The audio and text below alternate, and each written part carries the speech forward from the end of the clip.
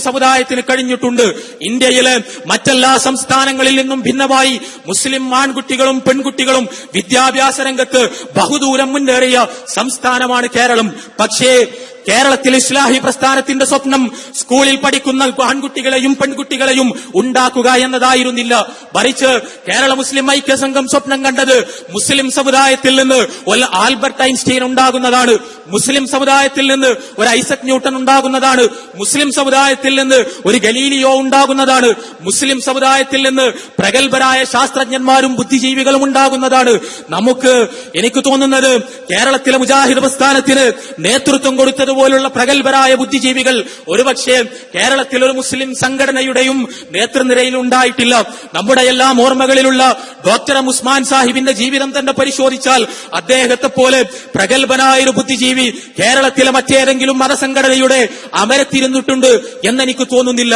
പക്ഷേ ചോദ്യം, ഡോക്ടർ ഉസ്മാൻ സാഹിബിന്റെ അമരത്തിൽ മുന്നോട്ടു പോയ പ്രസ്ഥാനത്തിൽ നിന്ന് പുതിയ ബുദ്ധിജീവികളെ, പുതിയ എഴുത്തുകാരെ, പുതിയ അക്കാദമീഷ്യന്മാരെ, പുതിയ ശാസ്ത്രജ്ഞന്മാരെ, പുതിയ സംഭാവനകളെ നമുക്ക് നിർമ്മിച്ചെടുക്കാൻ, സൃഷ്ടിച്ചെടുക്കാൻ കഴിയുന്നുണ്ടോ എന്നാണ്. മുഹമ്മദ് അബ്ദുറഹ്മാനെ 1920കളിൽ ICS-കാരനാകാൻ പറഞ്ഞയച്ച ഒരു പ്രസ്ഥാനത്തിന്റെ പിന്മുറക്കാർക്ക് എത്ര IAS-കാരെ, എത്ര IFS-കാരെ സൃഷ്ടിച്ചെടുക്കാൻ കഴിഞ്ഞു എന്നതാണ് ചോദ്യം.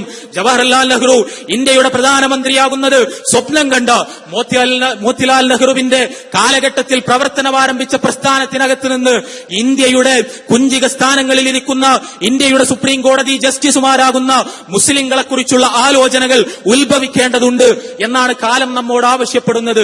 കേരളത്തിൽ ഇസ്ലാഹി പ്രസ്ഥാനം അതിശക്തമായ മുന്നേറ്റങ്ങൾ നടത്തിയൊരു മേഖലയാണ് മതവിദ്യാഭ്യാസത്തിന്റെ മേഖല എന്ന് നമുക്കറിയാം. പള്ളി ദർസുകളിൽ ചൊറിഞ്ഞുകുത്തിയിരുന്ന അന്നത്തെ മുസ്ലിയാക്കന്മാരെ ബ്ലാക്ക് ബോർഡും ക്ലാസ് റൂമും ബെഞ്ചുകളും സ്ഥാപിച്ച മദ്രസകളിലേക്ക് കൊണ്ടുവന്നതും അതിനുശേഷം മഹാനായ MCC അബ്ദുറഹ്മാൻ മൗലവിയുടെ നിർദ്ദേശങ്ങൾ പ്രകാരം കേരളത്തിൽ അറബി കോളേജുകൾ സ്ഥാപിക്കപ്പെട്ടതും ഖുർആനും ഹദീസും അറബി ഭാഷയും വ്യവസ്ഥാപിതമായി പഠിപ്പിക്കപ്പെട്ടതും മുജാഹിദ് പ്രസ്ഥാനത്തിന്റെ കഠിനമായ പരിശ്രമങ്ങളുടെ ഫലമായിട്ടാണ്. അവിടെയും പക്ഷേ എന്തായിരുന്നു ഇസ്ലാഹി പ്രസ്ഥാനത്തിന്റെ സ്ഥാപക നേതാക്കൾ ഈ രംഗത്ത് കണ്ട സ്വപ്നമെന്ന് തിരിച്ചറിയാൻ നമുക്ക് കഴിയണം. മഹാനായ വക്കം അബ്ദുൽ ഖാദർ മൗലവി ആലപ്പുഴയിലെ ലജ്നത്തുൽ മുഹമ്മദിയയുടെ വാർഷിക സമ്മേളനത്തിൽ ചെയ്ത ഒരു അധ്യക്ഷ പ്രസംഗമുണ്ട്. ആ അധ്യക്ഷ പ്രസംഗത്തിൽ മഹാനായ വക്കം അബ്ദുൽ ഖാദർ മൗലവി തന്റെ മനസ്സിലുള്ള ഒരു അറബി കോളേജിനെ കുറിച്ച്, ഒരു മതവിദ്യാഭ്യാസ സ്ഥാപനത്തെ കുറിച്ച് സ്വപ്നങ്ങൾ പങ്കുവെക്കുന്നുണ്ട്. വക്കം അബ്ദുൽ ഖാദർ മൗലവി പറയുന്നത്, കേരളത്തിൽ മുസ്ലിങ്ങൾക്ക് ഖുർആനും ഹദീസും അറബി ഭാഷയും പഠിക്കുവാനുള്ള ഒരു സ്ഥാപനം ഉണ്ടാകണം. ആ സ്ഥാപനത്തിൽ നിന്ന് പഠിച്ചു പുറത്തിറങ്ങുന്നവർക്ക് ലോകോത്തര നിലവാരത്തിൽ അറബി കൈകാര്യം ചെയ്യാൻ കഴിയണം. അവിടെ ഒരു പ്രധാനാധ്യാപകനായി നിങ്ങളൊരു മലയാളി നിശ്ചയിക്കരുത്, നിങ്ങളൊരു ഉറുദു സംസാരിക്കുന്നയാളെ നിശ്ചയിക്കരുത്. സൗദി അറേബ്യയിൽ നിന്ന്, ഗൾഫ് രാഷ്ട്രങ്ങളിൽ നിന്ന് അറബി ഭാഷയിൽ പ്രാവീണ്യമുള്ള ഒരു മഹാപണ്ഡിതനെ കേരളത്തിലേക്ക് കൊണ്ടുവന്ന് അദ്ദേഹത്തെ കേരളത്തിൽ നാം സ്ഥാപിക്കുന്ന അറബി കോളേജിന്റെ പ്രിൻസിപ്പാൾ സ്ഥാനത്തിരുത്തി അദ്ദേഹത്തിന്റെ ശിക്ഷണത്തിൽ അറബി ഭാഷ ഉജ്ജ്വലമായി കൈകാര്യം ചെയ്യാൻ കഴിയുന്ന വിദ്യാർത്ഥികളെ വാർത്തെടുത്താൽ കേരളത്തിലെ മുസ്ലിം സമുദായത്തിന്റെ മുഖച്ഛായ മാറ്റാൻ കഴിയുമെന്ന് മഹാനായ വക്കം അബ്ദുൽ ഖാദർ മൗലവി പ്രസംഗിക്കുന്നത് 1920കൾക്ക് മുമ്പാണ് എന്ന് തിരിച്ചറിയാൻ നമുക്ക് കഴിയണം. പലപ്പോഴും നമ്മുടെ ചർച്ചകളിൽ പലരുടെയും പേരുകൾ കടന്നു വരാറുണ്ട്. ഷെയ്ഖ് ഇബ്നു ബാസ് റഹ്മത്തുള്ളാഹി അലൈഹിയെ പോലെ, ഷെയ്ഖ് സ്വാലിഹ് ഹുസൈമീനെ പോലെ, ഷെയ്ഖ് നാസിറുദ്ദീൻ അൽബാനിയെ പോലെ പ്രഗത്ഭരായ പണ്ഡിതന്മാരെ കുറിച്ച് നമുക്ക് ചോദിക്കാൻ കഴിയണം, എന്തുകൊണ്ടാണ് ഇസ്ലാഹി കേരളത്തിൽ നിന്ന് ഒരു നാസിറുദ്ദീൻ അൽബാനി ഉണ്ടാകാത്തത്? എന്തുകൊണ്ടാണ് ഇസ്ലാഹി കേരളത്തിൽ നിന്ന് ഒരു ഇബ്നു ബാസ് ഉണ്ടാകാത്തത്? എന്തുകൊണ്ടാണ് ഇസ്ലാഹി കേരളത്തിൽ നിന്ന് ഒരു സ്വാലിഹ് ഹുസൈമീൻ ഉണ്ടാകാത്തത്? അത്തരം ചോദ്യങ്ങളാണ് നവോത്ഥാനത്തെ മുന്നോട്ട് നയിക്കുക എന്ന് തിരിച്ചറിയാനുള്ള വിവേകം നമുക്കുണ്ടാകണം. ഇബ്നു ബാസിന്റെയും സ്വാലിഹ് ഹുസൈമീന്റെയും കാര്യം വിട്ട് കേരളത്തിലേക്ക് തന്നെ മടങ്ങുക. നാം KM മൗലവിയെ പോലെ മതവിജ്ഞാന രംഗത്ത് ആഴമുള്ളൊരു പണ്ഡിതൻ പിന്നീട് കേരളക്കലയിൽ ഉണ്ടായിട്ടുണ്ടോ? മുഹമ്മദ് അമാനി മൗലവി പോലെ ആഴവും പരപ്പുമുള്ള ഒരു ഖുർആൻ വ്യാഖ്യാതാവിനെ സൃഷ്ടിക്കുവാൻ പിന്നീട് നമുക്ക് കഴിഞ്ഞിട്ടുണ്ടോ? KP മുഹമ്മദ് മൗലവിയെ പോലുള്ള ഒരു മഹാപണ്ഡിതനെ, ഉമർ മൗലവിയെ പോലുള്ള ഒരു മഹാപ്രബോധകനെ അവർക്ക് ശേഷം സൃഷ്ടിക്കുവാൻ കേരളത്തിലെ ഇസ്ലാഹി പ്രസ്ഥാനത്തിന് കഴിഞ്ഞിട്ടുണ്ടോ എന്ന ചോദ്യമാണ് നമ്മൾ നമ്മോട് തന്നെ ചോദിക്കേണ്ടത്, നമ്മുടെ ലക്ഷ്യങ്ങളായി, നമ്മുടെ സ്വപ്നങ്ങളായി ഇതുപോലുള്ള മഹാപണ്ഡിതന്മാരുടെ പിറവിക്ക് കാതോർത്തിരിക്കാൻ ഈ സമ്മേളനം കഴിഞ്ഞ് മടങ്ങിപ്പോകുമ്പോൾ നമുക്ക് കഴിയണം. സഹോദരങ്ങളെ, കേരളം സവിശേഷമായൊരു സ്ഥലമാണ്. ആ സ്ഥലത്തിന് അതിന്റേതായൊരു അന്തരീക്ഷമുണ്ട്, അതിന്റേതായൊരു മണ്ണുണ്ട്, അതിന്റേതായൊരു വിണ്ണുണ്ട്. ആ മണ്ണിന് അതിന്റേതായൊരു മണമുണ്ട്. ആ മണ്ണും വിണ്ണും അറിയുന്നവർക്ക് കേരളത്തിൽ മതപ്രബോധനം നിർവഹിക്കുവാൻ കഴിയൂ. കേരളത്തിലെ സാമൂഹ്യ അന്തരീക്ഷത്തെക്കുറിച്ച്, കേരളത്തിലെ മുസ്ലിം സാമുദായിക പരിസരത്തെക്കുറിച്ച്, ഇവിടെ നിലനിൽക്കുന്ന ഭരണകൂടത്തിന്റെ പ്രത്യേകതകളെക്കുറിച്ച്, ഇവിടെ നിലനിൽക്കുന്ന ബഹുസ്വരതയുടെ വിശദാംശങ്ങളെക്കുറിച്ച് അവബോധമുള്ളവർക്ക് മാത്രമേ യഥാർത്ഥത്തിൽ കേരളത്തിൽ മുസ്ലിം നവോത്ഥാന പ്രക്രിയക്ക് നേതൃത്വം കൊടുക്കാൻ കഴിയൂ. ഇവിടെ ആ അവബോധമുള്ള, എന്നാൽ പരിശുദ്ധ ഖുർആനിലും തിരുസുന്നത്തിലും അതിയായ പാണ്ഡിത്യമുള്ള മഹാപണ്ഡിതന്മാരെ സൃഷ്ടിച്ചെടുക്കുക എന്നത് നമ്മുടെ വലിയൊരു ഉന്നമാകണം. കേരളത്തിലെ മുസ്ലിങ്ങളെ അക്ഷരം പഠിപ്പിച്ചത് നമ്മളാണ്, യാതൊരു സംശയവും അക്കാര്യത്തിലില്ല. കേരളത്തിലെ മുസ്ലിങ്ങൾക്കിടയിൽ മുജാഹിദ് പ്രസ്ഥാനം 20-ാം നൂറ്റാണ്ടിന്റെ തുടക്കത്തിലും 19-ാം നൂറ്റാണ്ടിന്റെ ആരംഭത്തിലും ആരംഭിച്ച പത്രപ്രസിദ്ധീകരണങ്ങളിലൂടെ കടന്നുപോകുമ്പോൾ ഇന്നും നമുക്ക് അത്ഭുതം തോന്നും. യഥാർത്ഥത്തിൽ സയ്യിദ് സനാഉല്ലാ മക്തി തങ്ങളും വക്കം അബ്ദുൽ ഖാദർ മൗലവിയും പ്രസിദ്ധീകരിച്ചിരുന്ന മാസികകളുടെ ഉൾക്കനം ഇന്നും നമുക്ക് പാഠമാകേണ്ടതാണ്. 1931 വക്കം അബ്ദുൽ ഖാദർ മൗലവി ദീപിക എന്ന പേരിൽ തിരുവനന്തപുരത്ത് നിന്ന് ഒരു മലയാള പ്രസിദ്ധീകരണം ആരംഭിക്കുന്നുണ്ട്. ദീപികയോട് കിടപിടിക്കുന്ന വിഷയവൈവിധ്യത്തിൽ, ആഴത്തിൽ, നിരീക്ഷണ പാടവത്തിൽ, ദീർഘവീക്ഷണത്തിൽ, ലോക സാംസ്കാരിക രംഗവുമായുള്ള ബന്ധത്തിൽ, ഇംഗ്ലീഷ് പുസ്തകങ്ങളുമായുള്ള പരിചയത്തിൽ ദീപികയോട് കിടപിടിക്കുന്ന ഒരു പ്രസിദ്ധീകരണം ഇന്നുപോലും കേരളത്തിലെ മുസ്ലിംകൾക്കിടയിൽ നിന്ന് ഇറങ്ങുന്നുണ്ട് എന്ന് വിശ്വസിക്കാൻ കഴിയില്ല. നാം ചോദിക്കേണ്ട ചോദ്യം അതാണ്. ദീപിക പ്രസിദ്ധീകരിച്ചയാളുകൾ, അതിന്റെ പിന്മുറക്കാർ, പ്രസിദ്ധീകരണ രംഗത്ത് കേരള മുസ്ലിംകളെ പുരോഗതിയിലേക്ക് കൊണ്ടുപോയ നാം, നമുക്ക് എത്രത്തോളം ആ രംഗത്ത് മുന്നോട്ട് പോകാൻ കഴിഞ്ഞിട്ടുണ്ട്? 19-ാം നൂറ്റാണ്ടിന്റെ അവസാനം പുസ്തക പ്രസിദ്ധീകരണത്തിനായി മക്തി തങ്ങൾ കൊച്ചിയിൽ പ്രസ് സ്ഥാപിച്ചു. മുഹമ്മദിയ എന്ന പേരിൽ 920-കൾക്ക് മുമ്പ് ഷെയ്ഖ് മാഹിൻ ഹമദാനി തങ്ങൾ മഹ്ലറ പള്ളി കേന്ദ്രമാക്കി, കൊച്ചിയിലെ മഹ്ലറ പള്ളി കേന്ദ്രമാക്കി ഒരു ഇസ്ലാമിക പ്രസാദനാലയത്തിനുള്ള തയ്യാറെടുപ്പുകൾ നടത്തി.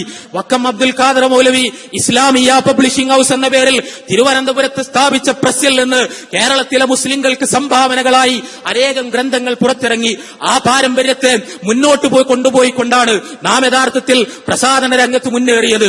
മുഹമ്മദ് അമാനി മൗലവിയുടെ മഹത്തായ പരിശുദ്ധ ഖുർആൻ വിവരണം കേരളത്തിലെ മുജാഹിദ് പ്രസ്ഥാനം പ്രസിദ്ധീകരിച്ചത് കേരളത്തിലെ ഇസ്ലാഹി പ്രസ്ഥാനത്തിന്റെ ചരിത്രത്തിലെ ഏറ്റവും വലിയ നാഴികക്കല്ലുകളിൽ ഒന്നാണ്. മുഹമ്മദ് അമാനി മൗലവി എഴുതിയ പരിശുദ്ധ ഖുർആൻ വിവരണത്തെ പോലെ കിടയറ്റ ഒരു ഖുർആൻ വ്യാഖ്യാന ഗ്രന്ഥം യഥാർത്ഥത്തിൽ അധികമൊന്നും നമുക്ക് കണ്ടുകിട്ടില്ല.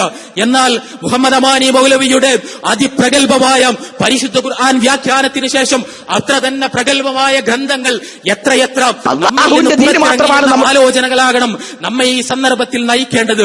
ഇതെല്ലാം പറയുന്നത് നവോത്ഥാനം ഒരാത്മനിർവൃതിയല്ല എന്ന് ഓർമ്മപ്പെടുത്താൻ വേണ്ടിയാണ്.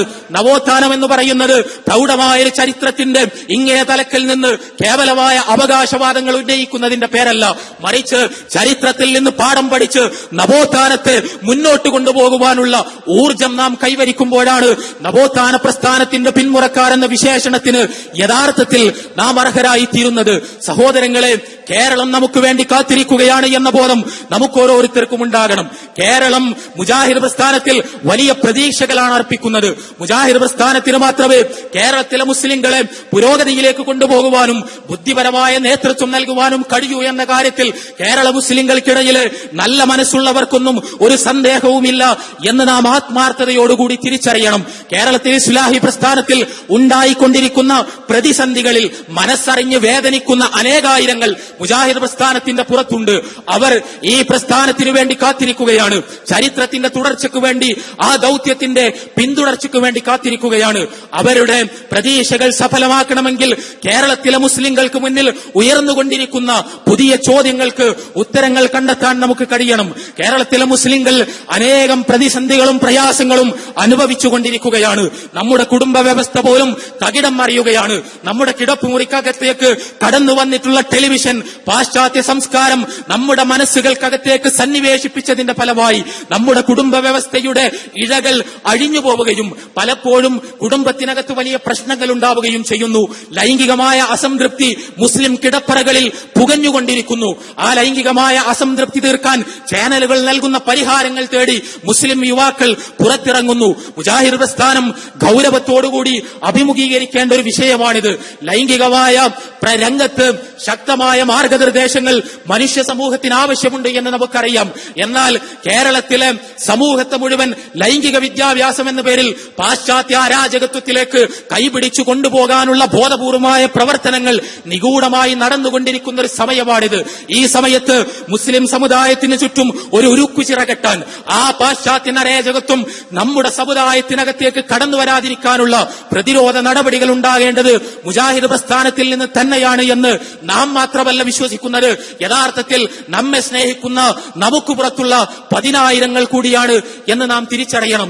കേരളത്തിലെ ഇസ്ലാഹി പ്രസ്ഥാനം പ്രവർത്തനം ആരംഭിക്കുകയും കടന്നുവരികയും ചെയ്ത വഴികളെക്കുറിച്ച് ഇവിടെ പല സെഷനുകളിലായി സവിസ്തരം പ്രതിപാദിക്കപ്പെട്ടിട്ടുണ്ട്. സഹോദരങ്ങളെ, നമ്മളൊരു കാര്യം ഗൗരവത്തോടുകൂടി മനസ്സിലാക്കണം, അതീവ ഗൗരവത്തോടുകൂടി മനസ്സിലാക്കണം. കേരളത്തിൽ 1921 ഒരു കലാപം ഉണ്ടായിട്ടുണ്ട് എന്ന് നമുക്കറിയാം. 1921 മലബാർ കലാപം കേരള മുസ്ലിങ്ങളുടെ ചരിത്രത്തിലെ ഒരു നാഴികക്കല്ലും വഴിത്തിരിവുമായിരുന്നു.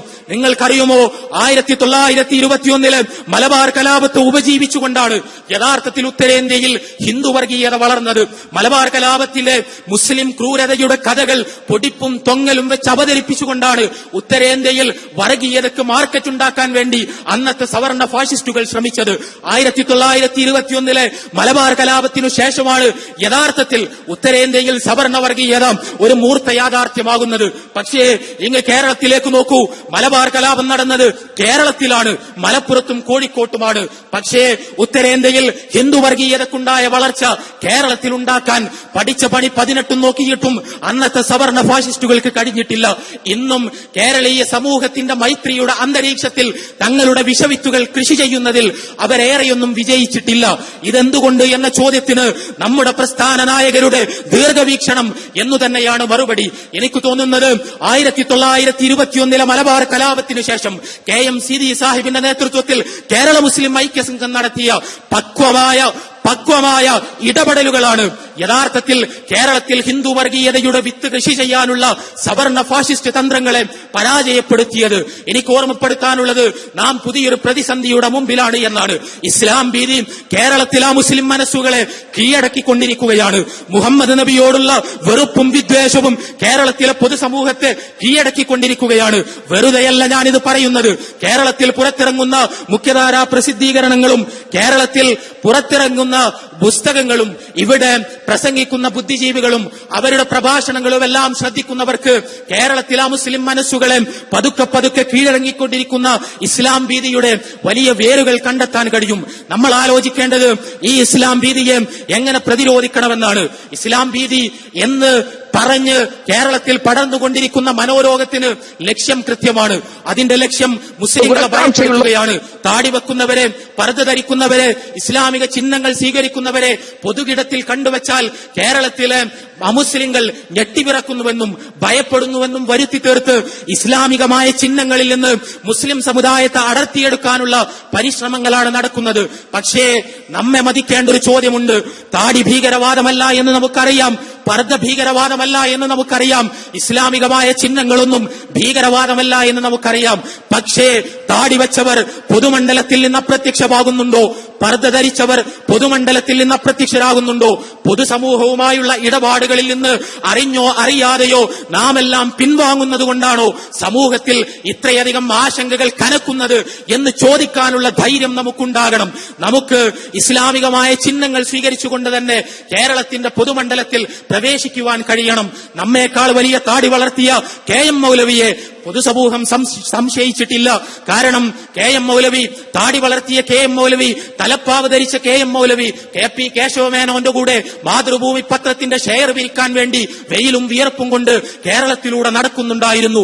അവരുടെ ജീവിതം തുറസായിരുന്നു, പൊതുസമൂഹത്തിന് കാണാമായിരുന്നു. പള്ളിക്കും മദ്രസക്കും പുറത്ത് മറ്റൊരു ലോകം നമുക്കില്ലാതിരിക്കുമ്പോൾ നമ്മുടെ ജീവിതത്തിൽ എന്താണ് സംഭവിക്കുന്നത് എന്ന് കാണാനുള്ള അവസരം പൊതുസമൂഹത്തിന് നിഷേധിക്കപ്പെടുകയാണ് ചെയ്യുന്നത്.